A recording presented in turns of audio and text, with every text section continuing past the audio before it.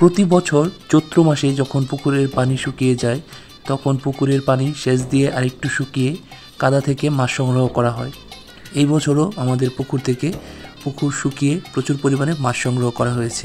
পুরো ভিডিও দেখতে হলে আমাদের সঙ্গেই থাকুন এবং দেখতেই থাকুন মাহবুব মুস্কান ইউটিউব চ্যানেল।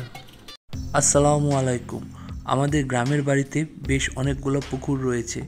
আমরা প্রতি বছর এবং বছরের বিভিন্ন সময়ে এইসব পুকুর থেকে মাছ সংগ্রহ করে থাকি। আজকে যে পুকুর থেকে আমরা মাছ সংগ্রহ করেছি এই পুকুরে আমরা আসলে কোনো ধরনের মাছের পোনা বা মাছ ছাড়া হয়নি।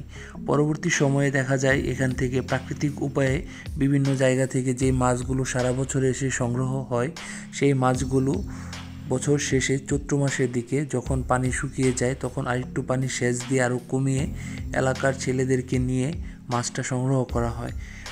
আমার এই পুকুরের মাছগুলো পরিবেশ থেকে 100% প্রাকৃতিক উপায়ে সংগৃহীত হয়ে থাকে, তাই এই পুকুরের মাছগুলোর মান এবং স্বাদ অন্যান্য পুকুরে চাষাবাদ করা মাছের চাইতে অনেক বেশি। প্রতি বছর যখন চৈত্র মাসে পুকুরের পানি শুকিয়ে যায় তখন এই পুকুর থেকে আমি মাছ সংগ্রহ করে থাকি। এবছর আমাদের এলাকার ছোট বড় অনেককে নিয়ে এই পুকুর থেকে মাছ সংগ্রহ করেছি। তো মাছ সংগ্রহ করার পর অর্ধেক মাছ তাদেরকে দিয়ে দেওয়া হয়েছে এবং বাকি অর্ধেকের চাইতে একটু বেশি মাছ আমি নিয়ে এসেছি। এখানে আমরা যে মাছগুলো পেয়েছিলাম সবগুলোই খুবই ভালো ছিল এবং এগুলোর কোয়ালিটি এবং স্বাদ অসাধারণ ছিল। তাছাড়া আমরা বেশিরভাগই কই মাছ, শোল মাছ, শিং মাছ, কিছু মাগুর মাছ এগুলো পেয়েছি, যা আপনারা ভিডিওতে দেখতে পাচ্ছেন।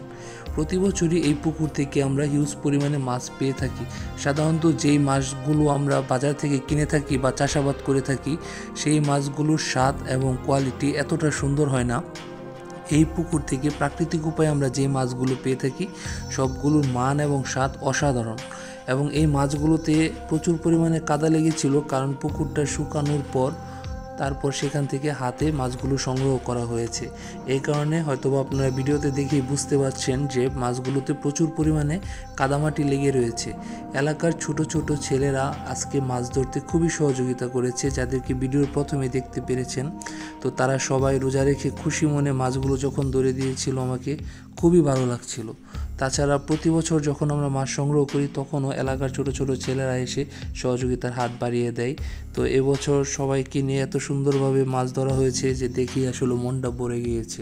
আজকে আমি এই পুকুর থেকে প্রায় 35 কেজির মতো মাছ পেয়েছিলাম। সেখান থেকে অর্ধেকের একটু কম মাছ যারা আমাকে মাছ ধরে দিতে সহযোগিতা করেছিল তাদেরকে দিয়ে দিয়েছি এবং বাকি মাছগুলো আমি নিয়ে এসেছি। তো মাছগুলো তারাই আমাকে সুন্দরভাবে ভাঁজ করে দিয়েছিল, যার কারণে মাছগুলো আনতে বেশি একটা সমস্যা হয়নি।